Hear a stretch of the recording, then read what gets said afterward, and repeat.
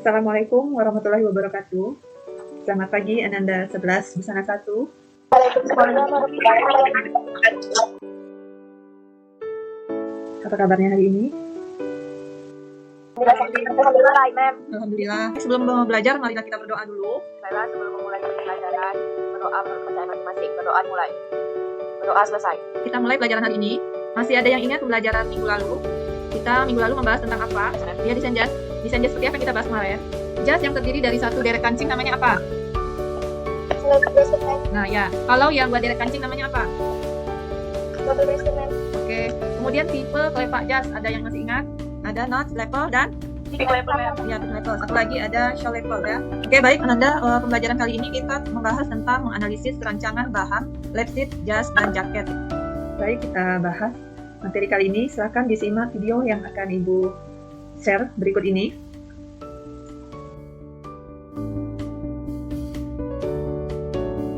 Kali ini materi yang akan kita bahas adalah perencanaan kebutuhan bahan pada mapel pembuatan busana custom made. Kompetensi dasarnya menganalisis rancangan bahan lap sheet, jas, atau jaket. Tujuan pembelajaran kali ini menganalisis perencanaan kebutuhan bahan yang digunakan dalam pembuatan jas atau jaket. Perencanaan kebutuhan bahan dapat dilakukan secara global maupun perencanaan secara terperinci menggunakan pola-pola kecil. Cara merancang bahan ada dua. Yang pertama, merancang bahan secara global, memperkirakan jumlah kebutuhan bahan dengan memperhitungkan jumlah panjang masing-masing pola yang sudah dirubah, ditambah untuk kampung atau Cara yang kedua, merancang bahan secara terperinci. Merancang bahan dengan menggunakan pola-pola kecil dan kertas padi yang dianggap sebagai kain yang diukur selebar kain yang diperlukan. Merancang bahan yang tepat dalam menggunakan pola-pola kecil, yaitu membuat rancangan bahan berdasarkan pola yang sudah dirubah sesuai model dengan menggunakan skala 1:4, skala 1:6, dan skala 1:8. Hal yang perlu diperhatikan dalam menata pola, yang pertama, menempelkan pola-pola besar terlebih dahulu, baru kemudian pola-pola kecil, lalu meletakkan pola sesuai dengan arah serat kain yang benar, mengatur pola dengan teliti, memperhatikan mana yang harus diletakkan pada lipatan kain, pada tepi kain, dan sebagainya. Kemudian memperhatikan tambahan kampuh dan klim yang diperlukan untuk tiap bagian pola. Ini contoh rancangan bahan pertama. Ada beberapa komponen pada bahan pertama untuk desain jas. Yang pertama kita bisa melihat ini ada pola badan bagian depan, kemudian ada pola lapisan bagian depan, pola sisi badan bagian depan, pola sisi badan bagian belakang, pola bagian belakang, kemudian pola lengan bagian atas dan pola lengan bagian bawah, terah atas dan terah bawah, lalu ada dua buah saku flap. Ya, ini rancangan bahan utama. Perhatikan besar kampuh yang digunakan pada pola bagian bahan utama, dan tanda serat kain juga kode penomoran pola. Lalu ini contoh rancangan bahan touring. Ya, ada beberapa komponen pola. Yang pertama, pola bagian tengah belakang, badan belakang, kemudian pola bagian sisi belakang, pola bagian sisi depan, pola badan bagian depan yang sudah dikurangi untuk lapisan, kemudian pola lengan bagian atas, pola lengan bagian bawah, dan lapisan untuk saku atau kantong. Kemudian rancangan bahan pelapis. Ada beberapa komponen, yaitu ini bagian pola depan, kemudian ada lapisan belakang, lapisan depan, terah, ada dua, kemudian saku juga ada dua. Penggunaan rancangan bahan pelapis, penggunaan pola tidak memakai kampuh ya. Bisa diperhatikan dua rancangan bahan yang tadi kita memakai kampuh pada setiap sisi pola, sementara untuk rancangan bahan pelapis tidak memakai. Menghitung kebutuhan bahan jas. Tujuan merancang bahan yaitu untuk mengetahui biaya produksi busana yang akan dibuat. Ya, semua bahan mulai dari bahan pokok, bahan pelengkap, dan bahan tambahan harus disusun berdasarkan spesifikasi, estimasi harga, dan jumlah yang dibutuhkan. Contoh rancangan bahan, ini ya, contoh rancangan harga. Setelah kita membuat rancangan bahan, kita akan membuat rancangan harganya. Jadi pada kolom pertama itu nama bahan, apa saja bahan yang digunakan dalam membuat jas. Ya, ini contohnya ada bahan utama, bahan puing, kemudian ada kufner ini adalah pelapis, kancing besar, kancing kecil, benang. Komponen-komponen ini tergantung dengan desain jas yang kita gunakan, apa yang kita buat. Lalu kolom yang kedua ada banyaknya barang atau banyaknya kebutuhan dari bahan tadi. Kemudian kolom yang ketiga harga satuannya, dan yang keempat itu total harga. Ini contoh rancangan harga yang kita gunakan setelah kita membuat rancangan bahan. Baik. Assalamualaikum. Gimana dengan materi yang telah Mem sampaikan tadi? Apakah Anda mengerti? Ya, baik, karena sudah mengerti, Anda balik ke classroom-nya, kalian kerjakan LKPD yang telah Mem share di classroom. Buka LKPD yang telah share di sana, kalian kerjakan, boleh dikerjakan di buku catatan, lalu kirim kembali ke kelasroomnya.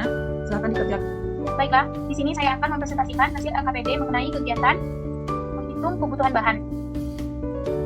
Dalam menghitung kebutuhan bahan, dapat dilakukan setelah merancang bahan. Arti dari menghitung kebutuhan bahan, yaitu memperkirakan jumlah biaya yang dibutuhkan untuk membuat busana atau pakaian dengan model tertentu. Baiklah, di sini kita ditugaskan untuk membuat rancangan harga dari kebutuhan gambar busana jas yang telah tampak di lembar LKPD.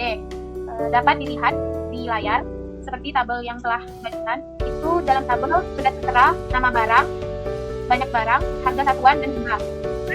Bahan kulit, bahan plastik, riselin, benang jahit, kancing jas. Berarti ada yang kamu tambah, yaitu benang jahit sama kancing jas. Oke. Baiklah, selanjutnya yang kedua yaitu mengenai kegiatan rancangan bahan. Rancang bahan adalah memperkirakan banyaknya bahan yang dibutuhkan pada proses pemotongan. Oke, kita lanjut ke pertanyaan pada lembar LKPD. Yang pertama, pertanyaannya yaitu rancangan bahan yang menggunakan pola-pola kecil seperti pada gambar di atas merupakan perhitungan merancang bahan seperti apa? Pada pertanyaan pertama, saya menjawab merancang bahan secara terperinci. Lalu pertanyaan kedua, komponen-komponen pola pada gambar di atas adalah penerapan rancangan bahan pada. Di sini saya menjawab pada pola jas. Lalu pertanyaan yang terakhir ada ketiga, yaitu jelaskan rancangan bahan yang dibuat sesuai kebutuhan pola jas. Jawabannya meliputi rancangan bahan utama, rancangan bahan kuning, dan rancangan bahan pelapis. Oke, baik. Jawabannya itu udah bagus. Ini adalah jawaban untuk pengerjaan LKPD yang telah kalian kerjakan tadi. Kita bahas untuk kegiatan pertama, analisa gambar di bawah ini. Ini adalah gambar rancangan bahan. Dari gambar tersebut muncul pertanyaan rancangan bahan yang menggunakan pola-pola kecil seperti pada gambar di atas merupakan perhitungan merancang bahan secara, jawabannya adalah secara terperinci karena menggunakan pola-pola kecil. Kemudian, kedua komponen pola pada gambar di atas.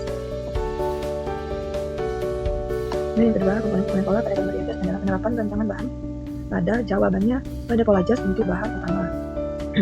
Kemudian jawaban ketiga disebutkan menjelaskan rancangan bahan yang dibuat sesuai kebutuhan pola jas meliputi yang pertama rancangan bahan utama, yang kedua rancangan bahan puing, dan yang ketiga rancangan bahan lapis. Lalu untuk kegiatan 2, analisa gambar di bawah ini. Oke, dari gambar di atas, buatlah rancangan harga dari kebutuhan gambar busana jas di atas dengan jumlah kebutuhan bahan utama 2 meter dengan harganya 85, kebutuhan bahan puring, bahan pelapis, serta bahan tambahan lainnya yang sesuai dengan desain jas di atas. Maka pertanyaannya adalah bahan tambahan lainnya sesuai dengan desain jas di atas. Ya, dari desain jas di atas, yang pertama bahan utama dikalikan 2 meter dengan harga yang tertera. Kemudian bahan puring 1,5 meter dan dikalikan dengan harga yang tertera. Bahan pelapis 1,5 meter dikalikan dengan harga yang tertera. Kemudian kita pakai kancing karena di desainnya tersebut ada kancing 6 buah. Kemudian padding 1 pasang dan boleh ditambah satu lagi adalah benang jika ada yang menambahkan. Ini kita tambah di sini. Oke, benang 1 buah. Oke. Nah, baik. Ini adalah hasil jawaban dari LKPD yang telah kalian kerjakan tadi ya. Ini jelas, jika ada yang dekati dan jawaban ini berarti kita terima dan jika benar betul sama dengan jawaban yang telah di-share sekarang, berarti memang betul kalian telah paham 100%. Baik Anda, terima kasih telah mengerjakan LKPD-nya. Oke, memang anggap udah ini semua udah pas dengan jawabannya. Baik, dari hasil LKPD yang telah kita bahas tadi, sebagian Ananda telah mengerjakannya dan jawabannya juga sudah kita bahas seperti apa ya, rata-rata berarti Ananda sudah mengerti dengan pelajaran kita pagi ini. Baik, untuk kesimpulan pada materi pembelajaran kita hari ini, siapa yang bisa menyimpulkan? Saya, Mem. Oke, silakan Dina. Tujuan merancang bahan dan harga adalah untuk memperhitungkan keperluan bahan dan biaya yang diperlukan dalam pembuatan busana. Ya. Perancangan kebutuhan bahan dapat dilakukan secara global maupun secara terperinci menggunakan pola kecil. Merancang bahan secara global adalah perkiraan jumlah kebutuhan bahan dan menghitung ditambah angka mudah ditulis. Sedangkan merancang bahan secara terperinci adalah merancang bahan dengan menggunakan pola-pola kecil dan kertas payung yang dianggap sebagai kain dan jumlah selebar kain yang diperlukan. Oke, kesimpulan yang telah disampaikan sama Dina itu adalah memang kesimpulan dari materi kita hari ini. Untuk pembelajaran hari ini memang anggap kalian sudah mengerti dan paham ya dengan isi materi kita hari ini. Baik, setelah ini kalian kerjakan evaluasi yang telah share di Google Classroom-nya. Silakan dikerjakan, itu ada 10 soal, dikerjakan hati-hati, baca handout-nya untuk menjadikan landasan kalian menjawab pertanyaan di evaluasi.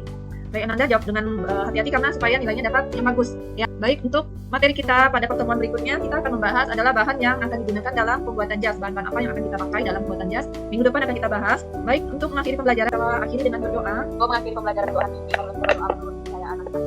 Berdoa mulai. Berdoa selesai. Jadi salam. Assalamualaikum warahmatullahi wabarakatuh. Ya, waalaikumsalam warahmatullahi wabarakatuh. Selamat siang dan sampai ketemu di minggu depannya.